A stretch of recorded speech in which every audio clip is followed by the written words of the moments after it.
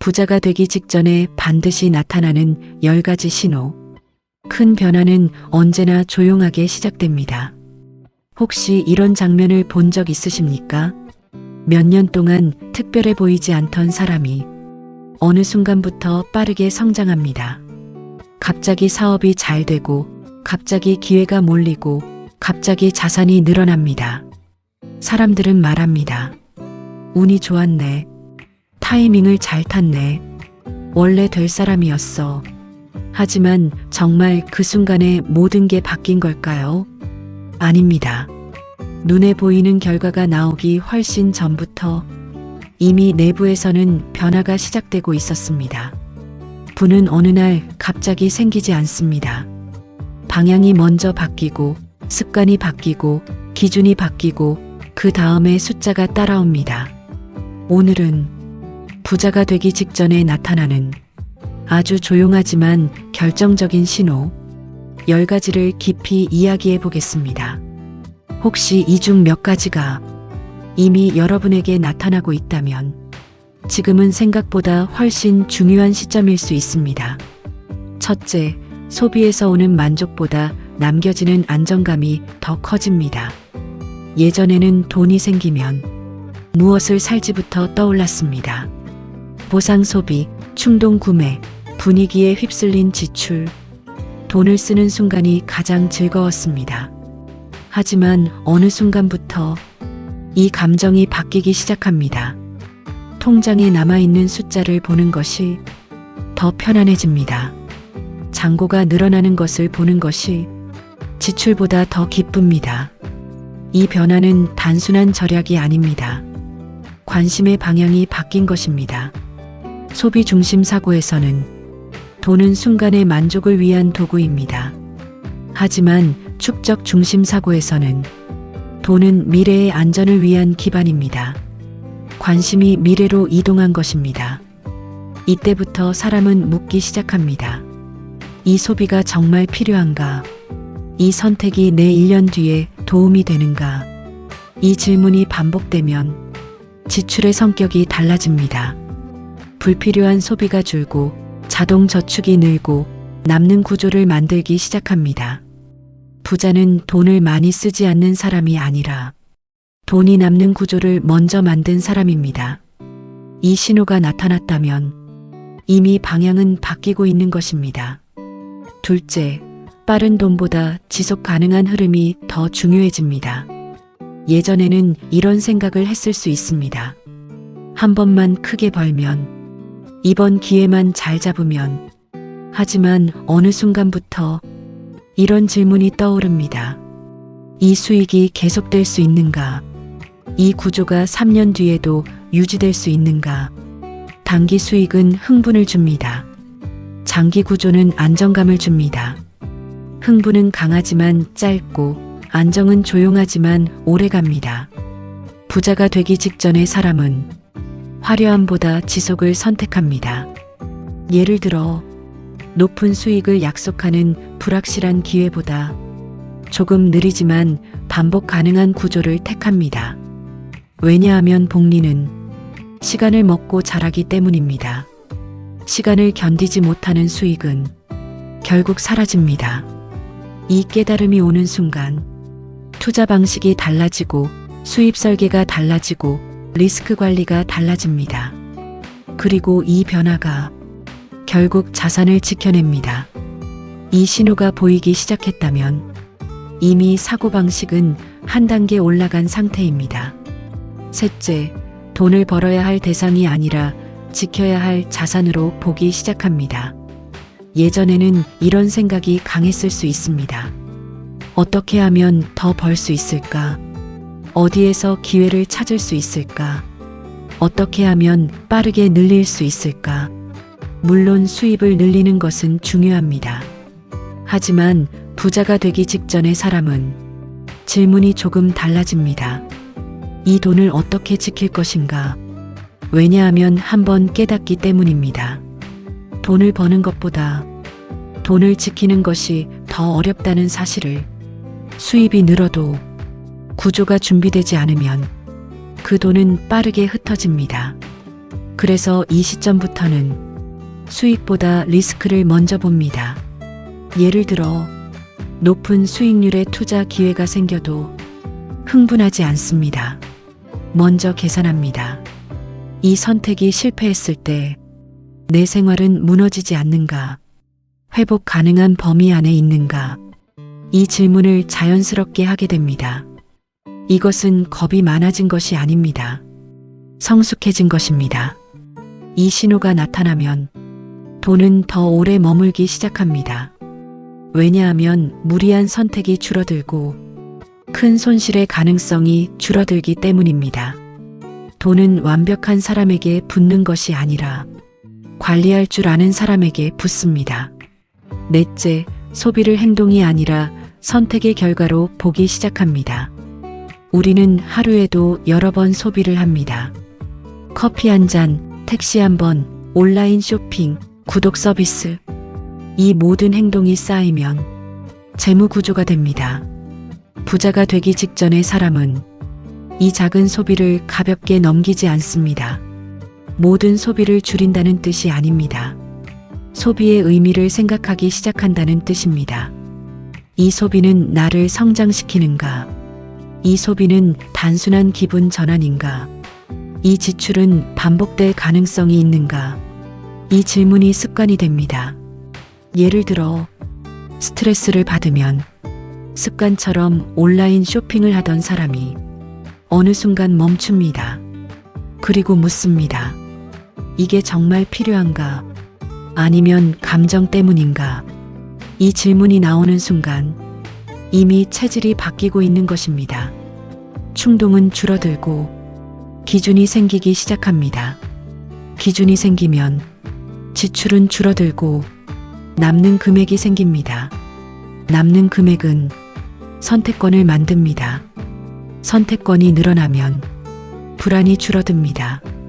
불안이 줄어들면 조급함이 사라집니다. 이 선순환이 불어가는 흐름입니다. 다섯째, 남의 속도보다 내 기준을 더 중요하게 여기기 시작합니다. 돈과 관련된 가장 위험한 감정은 비교입니다.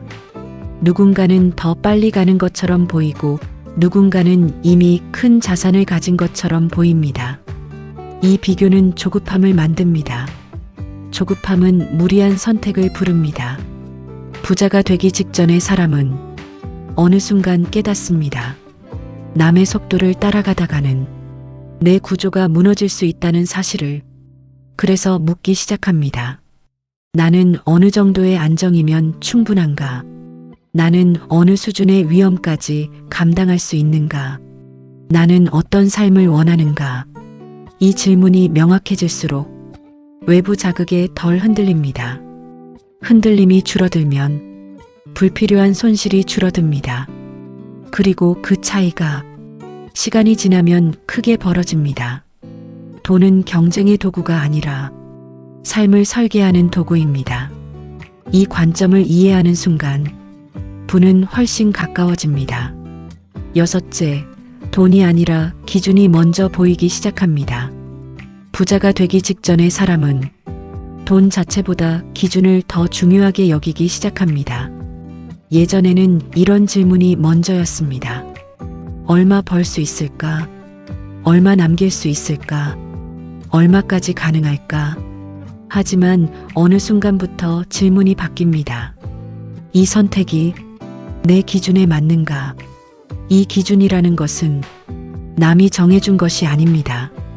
남들 다 한다는 투자, 요즘 뜬다는 기회, 빠르게 돈 번다는 정보, 이런 것들에 반응하기보다 스스로 만든 원칙을 먼저 떠올립니다. 나는 감당 가능한 위험만 감수한다. 나는 이해한 것에만 투자한다. 나는 수입이 늘어도 지출을 급격히 늘리지 않는다. 이처럼 명확한 기준이 생기기 시작하면 유혹이 약해집니다. 기준이 없을 때는 모든 정보가 기회처럼 보입니다. 기준이 생기면 대부분의 기회는 걸러집니다. 그리고 정말 중요한 것만 남습니다. 부자가 되기 직전의 사람은 흥분보다 선별을 합니다. 이 차이가 누적되면 실수는 줄어들고 자산은 지켜집니다. 돈은 기준이 분명한 사람에게 점점 안정적으로 붙습니다. 일곱째, 돈의 속도가 아니라 방향을 보게 됩니다.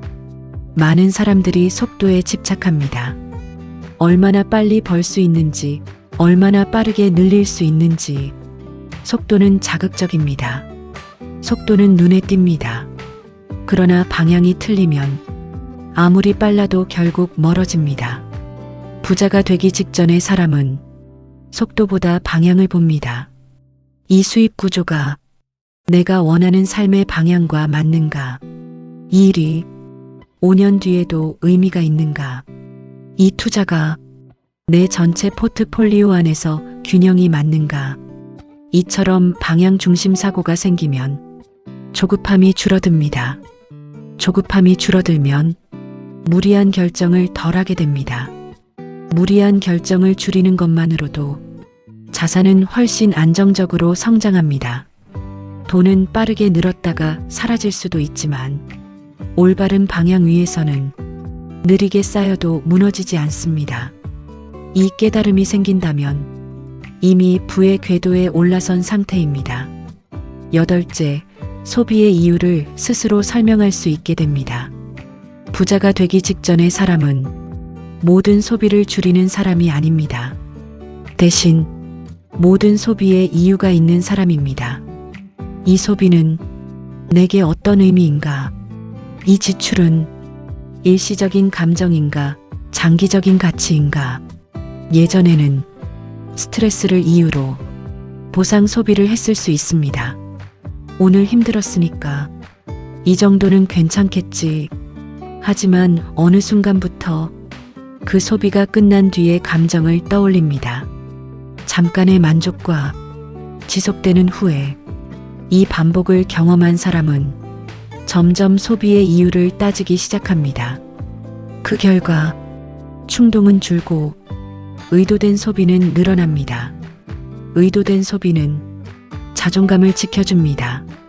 자존감이 유지되면 더 큰 금액도 차분하게 다룰 수 있습니다. 돈은 통제력이 있는 사람에게 더 오래 머뭅니다. 아홉째, 지금의 만족보다 미래의 자유가 더 크게 느껴집니다. 부자가 되기 직전의 사람은 눈앞의 즐거움과 미래의 선택권을 비교하기 시작합니다. 지금 당장의 소비로 얻는 만족과 몇 년 뒤 경제적 자유가 주는 안정감, 이 두 가지를 저울에 올려놓습니다. 그리고 점점 미래 쪽이 더 크게 느껴지기 시작합니다. 이 변화는 매우 중요합니다. 왜냐하면 시간을 내 편으로 만들기 시작했다는 뜻이기 때문입니다. 복리는 시간이 길수록 강해집니다. 하지만 많은 사람들은 눈앞의 만족 때문에 그 시간을 포기합니다. 부자가 되기 직전의 사람은 시간을 포기하지 않습니다.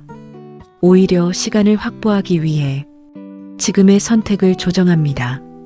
이 사고 전환이 일어나면 돈은 더 이상 사라지는 존재가 아니라 쌓이는 존재가 됩니다. 이 모든 변화는 겉으로는 티가 나지 않습니다. 하지만 내부에서는 이미 큰 방향 전환이 이루어지고 있습니다. 이 신호들이 보이기 시작했다면 아직 숫자가 작더라도 흐름은 이미 시작된 것입니다. 열째, 돈이 아니라 인생의 설계도를 먼저 그리기 시작합니다. 부자가 되기 직전의 사람은 어느 순간 깨닫습니다. 돈은 목적이 아니라 수단이라는 사실을. 예전에는 이렇게 생각했을 수 있습니다. 더 벌어야 한다. 더 모아야 한다. 더 크게 만들어야 한다. 하지만 어느 시점부터 질문이 완전히 달라집니다. 나는 어떤 삶을 살고 싶은가? 나는 어떤 하루를 보내고 싶은가? 나는 어떤 선택을 자유롭게 하고 싶은가? 이 질문이 먼저 나오기 시작합니다. 이 변화는 굉장히 중요합니다. 왜냐하면 돈이 목표일 때는 끝이 없습니다. 더 많아도 부족하고 남과 비교하게 되고 계속 쫓기게 됩니다. 하지만 삶의 설계도가 먼저 생기면 돈은 그 설계도를 완성하기 위한 도구가 됩니다. 예를 들어 나는 시간을 더 많이 쓰는 삶을 원한다면 돈은 시간을 확보하는 방향으로 쓰입니다. 나는 안정이 중요하다면 돈은 리스크를 줄이는 구조로 배치됩니다.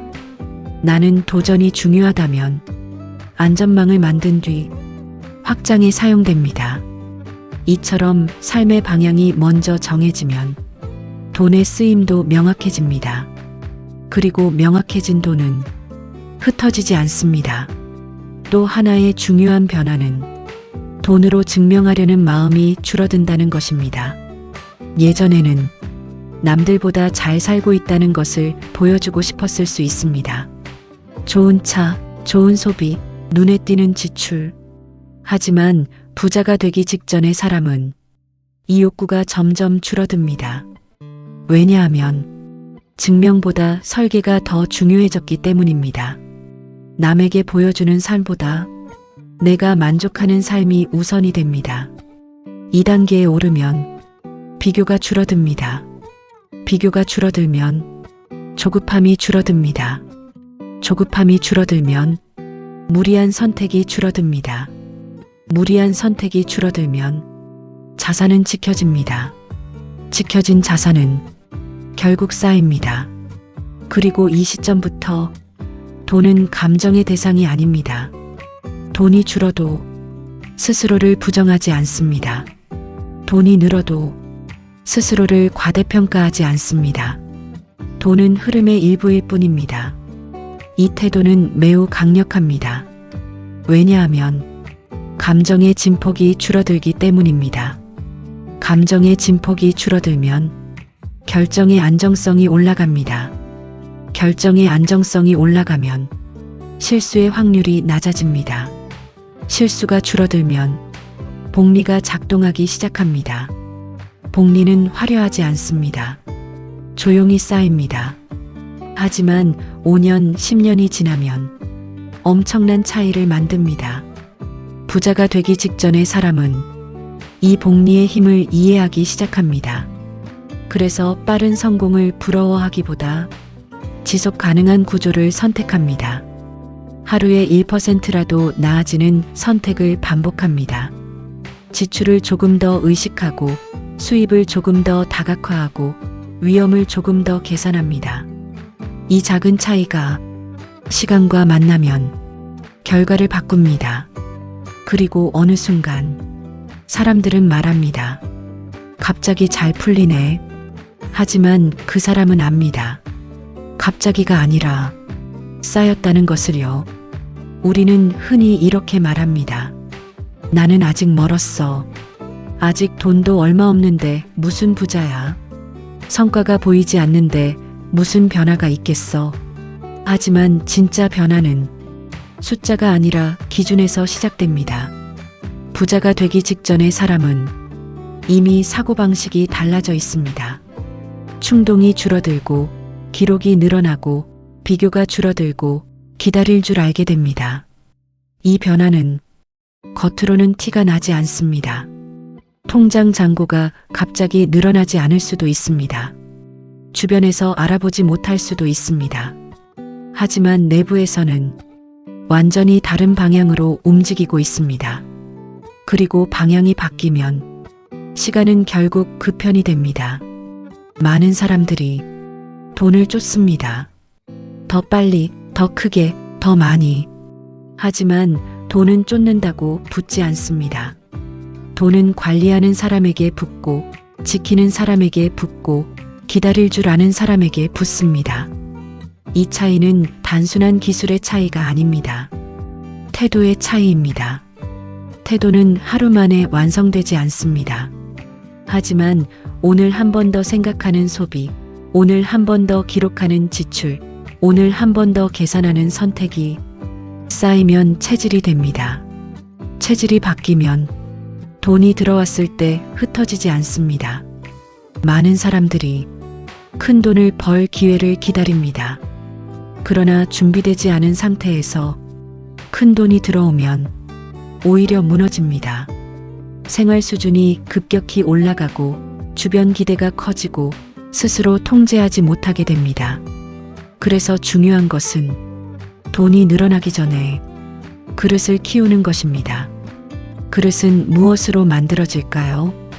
기록하는 습관, 남기는 구조, 리스크를 계산하는 사고, 비교하지 않는 기준, 지속을 선택하는 태도, 이 5가지가 모이면 그릇이 됩니다. 그리고 그릇이 준비되면 돈은 자연스럽게 담깁니다. 부자는 특별해서 되는 것이 아닙니다. 특별한 결정을 반복해서 결과가 특별해진 것입니다. 오늘 이 10가지 신호 중 하나라도 여러분에게 해당된다면 이미 방향은 맞춰져 있습니다. 아직 속도가 느릴 수 있습니다. 아직 숫자가 작을 수 있습니다. 하지만 방향이 맞으면 속도는 결국 붙습니다. 속도는 시간이 해결합니다. 중요한 것은 중간에 방향을 바꾸지 않는 것입니다.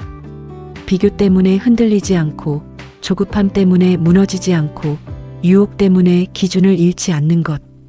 이것만 지켜도 대부분의 사람들보다 앞서게 됩니다. 돈은 단거리 경주가 아닙니다. 끝까지 남아있는 사람이 결국 가장 멀리 갑니다. 지금 이 영상을 보고 있는 여러분은 이미 고민하고 있다는 점에서 출발선이 다릅니다. 돈은 생각하지 않는 사람에게는 절대 붙지 않습니다. 생각하고, 점검하고, 조정하고, 기다리는 사람에게 붙습니다. 오늘부터 단 하나만 실천해 보십시오. 소비 전 10초 멈추기, 수입이 들어오면 자동 분리하기, 작은 지출 기록하기, 리스크 먼저 계산하기. 이 작은 실천이 1년 뒤 구조를 바꾸고, 3년 뒤 자산을 바꾸고, 5년 뒤 선택지를 바꿉니다. 그리고 어느 날 주변 사람들은 말할 것입니다. 갑자기 잘 됐네. 하지만 여러분은 알 것입니다. 갑자기가 아니라 쌓였다는 것을. 이 영상이 도움이 되셨다면 구독과 좋아요, 그리고 알림 설정까지 부탁드립니다. 여러분의 작은 선택이 이 채널을 계속 성장하게 합니다. 다음 영상에서는 부를 지키는 사람들의 실전 구조를 더 깊이 있게 다뤄보겠습니다. 돈은 우연히 오는 것이 아니라 준비된 사람에게 붙습니다.